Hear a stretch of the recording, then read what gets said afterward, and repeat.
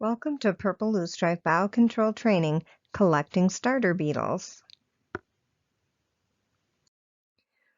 One of the biggest questions for a new person doing biocontrol is how they will get their starter beetles. Each female beetle can lay about 300 eggs. Our goal is to put 10 beetles on each plant we raise in the spring. We don't try to determine if they're all females ahead of time, and it's always possible some have laid their eggs before being caught. However, under good conditions, you can end up with as many as 1,000 beetles per plant by July. There's no central insectary and only rare and expensive alternatives for buying beetles. So most people who are rearing as volunteers will probably get their beetles from a county AIS coordinator or other program staff. With over 25 years of biocontrol in Wisconsin, though, we have naturalized beetle populations around the state. Thanks to our longstanding program, we also have many partners who are willing and have been willing to help get beetles to people who aren't sure where to find them. But we're trying to build independence into each county and region as the program continues to grow. If you're collecting for someone else or yourself, this video is for you. Once your plants are 18 inches tall or taller, they're large enough to support beetles. As I said, we add 10 per plant. You might add a couple less if your plants are not quite 18 inches tall, or a couple more if they're much taller, but 10 is the rule of thumb. By the way, just for the purpose of being able to easily show you the plants, this photo is of plants in a mass rearing cage where they're not individually netted and are at that minimum height and taller. The statewide coordinator does a limited amount of starter beetle collection, especially compared to the previous coordinator whose job was set up quite differently. Most beetle collection is done through the partnership of county and nonprofit AIS coordinators across the state, often with the help of their volunteers or other staff. The statewide coordinator has a good feel, though, for who is doing what in biocontrol and helps set up partnerships, sharing, and support where they don't already exist. So please ask when you're stumped. The DNR SWIMS database and the Lakes and AIS mapping tool are good places to get a feel for where known purple loosestrife sites are and where beetles have been released in the past. EdMaps, another invasive species mapping application, may show you some sites that aren't in the DNR sources. There's another training video where you can check out how to use these web tools. There is an ongoing process of compiling data for evaluating sites as good starter beetle collection insectaries and getting them mapped. The beetle release form and the beetle presence and activity form used for site assessments both have the section shown here to report evidence of beetles. The goal is to get this information into the DNR SWIMS database and set up searchable information about where collection sites are known. If you're a coordinator, partner, or DNR, and you are finding evidence of beetles while doing regular monitoring, please add that information into the comments section of your report and let the statewide coordinator know. If you know where there have been previous beetle releases in your area, those are the obvious places to check for beetles in spring. Actually, even if you're looking at a brand new site relatively close to a release site, look closely. One of the reasons we love our beetles is that they will fly to sites other than those where we've put them and spread naturally to other purple loosestrife sites. Depending on conditions like strong winds, they may be surprisingly far from a known release area. Beetle collection can be a lot of fun as long as you match the site to your ability. I stick to drier wetlands or their edges because I can't handle muck up to my knees or higher anymore. Other folks will head out in waders or even go out on boats or paddlecraft to get out to the patches where they know they're likely to find beetles. When you head out, always keep safety in mind. This includes searching along roadsides. The Department of Transportation has specific rules for highways which you can find in the appendix of the full program guide, which is on the Biocontrol and You webpage on the DNR website. Whether the road is managed by the state, the county, or a local municipality, safety is the #1 concern, along with sticking to the road right-of-way so you don't trespass onto private land. Here we have 3 commonly used beetle collection tools. From left to right, we have an aspirator, a bottle trap, and plastic zippered bags. Once you get used to using any of these, it becomes a matter of preference. The aspirator is used for collecting beetles just 1 or 2 at a time off the plants, which is challenging unless you have really good hand-eye coordination. It's also used for dividing the beetles up to put them on the netted plants. The bottle trap or the large bags can be used to collect the beetles by taking advantage of their natural defense strategy, which is to drop straight down when the plant is disturbed.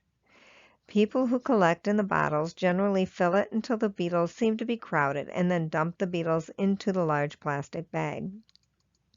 Then they can either use the aspirator to divide the beetles into small vials or bags of 10, or take the bags to the rearing location and just fill a vial at a time to shake into the netted plants. We'll look at how to use it shortly. I like the bottle traps because I'm less likely to squish my beetles as I catch them.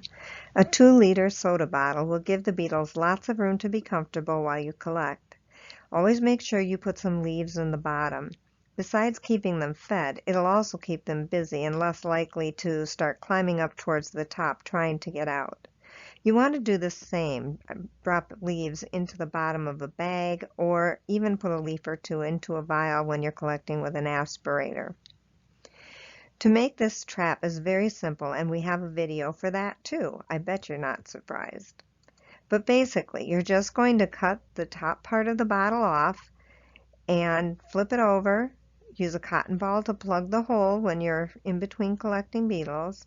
And I like to use electrical tape to hold it together. You can actually get by without taping it, but I feel the whole process is more secure to keep it taped on, and electrical tape is easy to put on and take off again. Once you find evidence of beetles feeding, like the holes in the leaves of this plant, or actually see them crawling around, just hold the branch of the plant over the bottle and give it some taps. Here, Penny is collecting her first beetles and even found a pair mating. When they don't fall right down the hole, blow on them rather than risk damaging their little bodies with your finger. Don't be surprised to find more beetles in your bottle than you saw when you started tapping the leaves. They're good at hiding. Now we're going to take a look at Scott Caven collecting beetles. So before these guys sneak away from me, we will just take our beetle collection tool and just give it kind of a light tap, and they'll fall right directly into this contraption.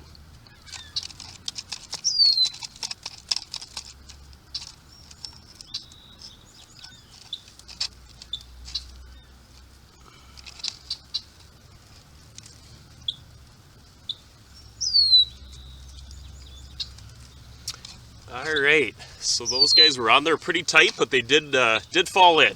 Both the mating pair did, so they are officially in the bottle. So then, now that we have those ones in there, we've been collecting for about the last hour or so this morning. So we have quite a few in this and a few other collection bottles as well. So we just basically just go from plant to plant and look for the adult beetles. So I see that there's at least 2 more on this one as well. So again, we'll do the exact same process. Just put the bottle right underneath and give it a couple taps, and they should fall right into the bottle.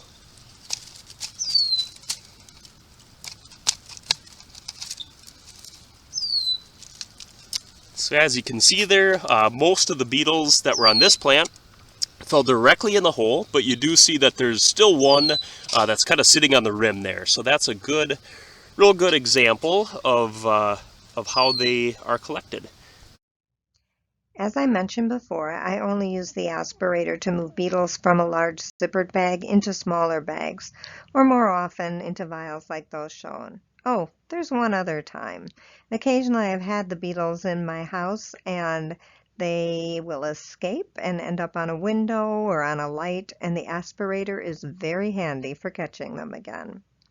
The Biocontrol program provides the aspirators and vials to those who need them. Here's how you use an aspirator. If you look closely at the bottom of the lid, you'll see you've got one tube ends with an open hole. The other one is actually, this is part of the cap. There's a little metal mesh, and that's to keep the beetles from crawling out by gumming up the tube or into your mouth, things you don't want to have happen.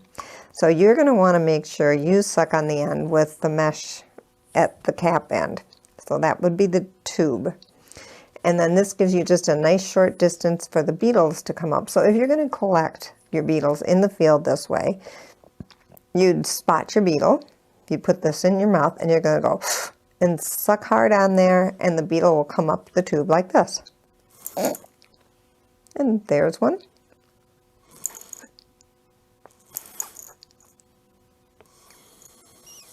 That one got stuck because it's a piece of rice, not a beetle. And there, you might have heard a plink, plink, plink. People love the plink, plink, plink of the sound. So the rice makes it. A lot of times the beetles will too. Okay, so that's one way you can use this thing. I prefer to collect in the bottle. I'm a lot less likely to squish things, poor little guys in here, than in a plastic bag. It's stiff. I can maintain a good grip on it. So I just prefer the bottle. Normally you would have this held in place with the black electrical tape. To save time, I left that there. So if I was in the field, I would have been busy patting leaves. Beetles are falling in. Obviously the cotton ball wouldn't be there. I get done, I think, oh, there's enough in here. And I'll put my cotton ball in there, go to my car. I'm going to peel this off. I'll have a big Ziploc bag handy and my aspirator handy. So the first thing I'm going to do after I take out the plastic, I'm going to have my bottle or my bag open, take off the top of this, dump in my beetles. I'll be patting it. I just automatically do this even though I know I don't have real beetles, because they will cling to the sides, especially as you get more and more moisture in the bottle. And I'll seal it up. If I'm not going to separate my beetles right away, I will also seal it with one end open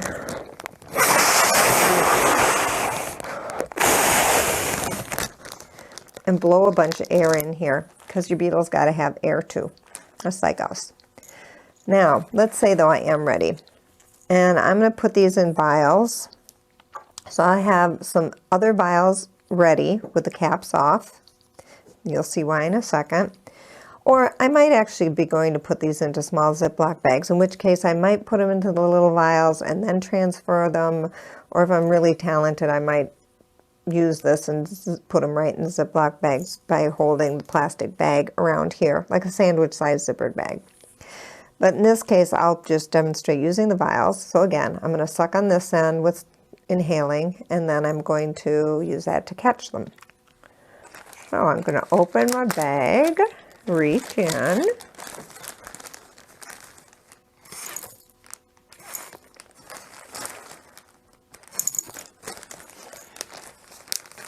and then every so often I'm going to check and see how many do I have in there, because I really only want 10. I have a little more than that, but since they're rice, not beetles, I'm not going to worry about it. Now I've got my lid ready. I'm going to quick pop this off, pop that on. If I haven't already put leaves into each of these, I might pipe it off one more time and throw a leaf or two in here to give them something to eat. I don't worry about the air in this case, because they're generally fine as long as I'm going to get them to a plant very, very soon, like 3 hours from now or by the end of the day. If I'm not going to be able to do it soon, I will leave them in the bag and keep blowing in air as often as I see it getting low, because that will start to filter out. Now, just for fun, we're going to look at one more video. This is Emily Heald collecting beetles with an aspirator and checking out beetle activity at a collection site that she worked on with Zach Wilson, who did the video.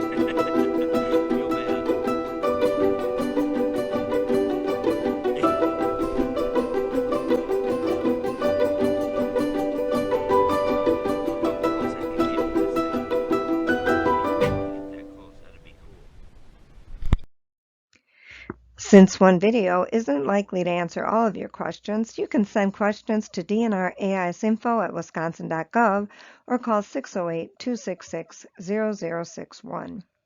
If you're in a county with an AIS coordinator, they are very likely to be able to answer your questions and even help you get started.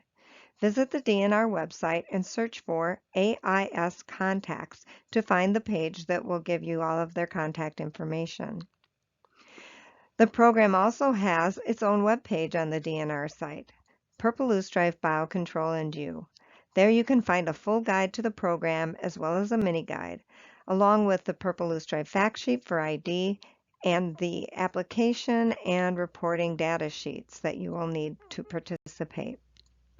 This and additional videos will be posted on the UW-Madison Division of Extension YouTube page. Last, I'd like to thank everyone who contributed to this video. Photos, videos, and graphics were provided by all of these folks over several years, and their help, not just with this production, but with their efforts to manage purple loosestrife in Wisconsin, are appreciated more than you can know. Thank you.